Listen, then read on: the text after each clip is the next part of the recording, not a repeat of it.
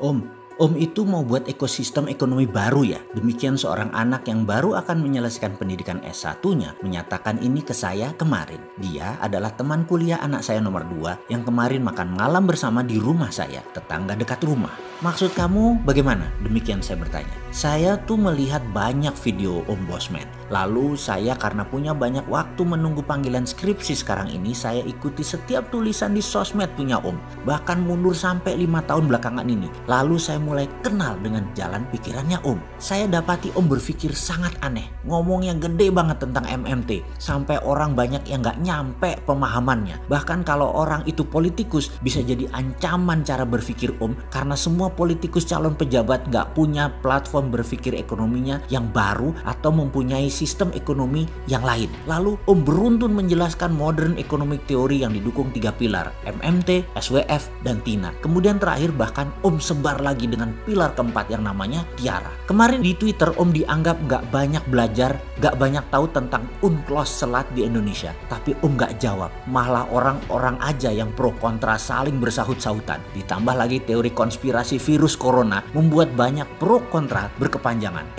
Di tengah-tengah orang sibuk membicarakan hal itu, Om meluncurkan dinaran.id, money backed by gold, rupiah yang dikaitkan dengan nilai emas. Ini Bosman gak berhenti membuat sensasi. Ini jadi sendiri atau bagaimana sih Om? Kalimat dari anak 21 tahunan tersebut membuat saya mantuk-mantukkan kepala saya dan saya dalam hati berkata, gak enak juga ternyata perasaan ini kalau ada orang yang mulai bisa membaca langkah-langkah kita. Langkah kebaca itu bukan gue banget. Langkah itu harus tidak terbaca. Yang kebaca hanyalah kemanfaatannya. Hanya riak ombak-ombaknya saja. Namun tsunami-nya nggak boleh kebaca sampai jadi gelombang besar sehingga bisa menyapu sampah lama. Sangat efektif. Kepala saya langsung kayak ada perkataan, don't let anyone know what is in your head. Ini adalah perkataan Don Corleone dalam film Godfather kepada anaknya yang paling tua yang bernama Sonny. Yang ternyata Sonny tetap saja sembrono, yaitu membuat orang lain tahu langkahnya, tahu isi kepalanya. Bahkan yang parah lagi, musuhnya yang mengetahui rencananya. Sonny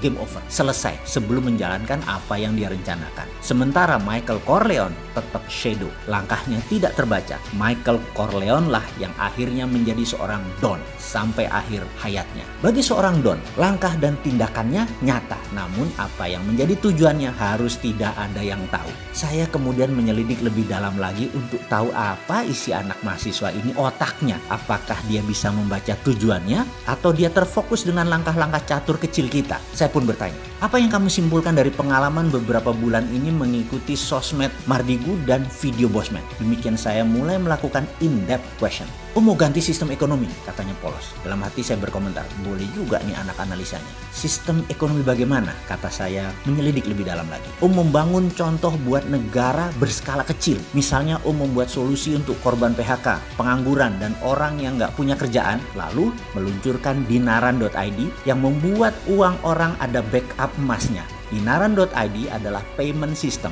bukan investasi. Ini hanya money backed by gold atau rupiah seseorang dikaitkan dengan nilai emas supaya tidak kena inflasi. Dinaran punya kastodian Bank Nasional, kartu debit ATM, bisa M-Banking, dan fasilitas pembayaran lainnya. Lalu ketika UKM-nya naik kelas, perlu pendanaan digabungkan ke prelistingnya santara.co.id.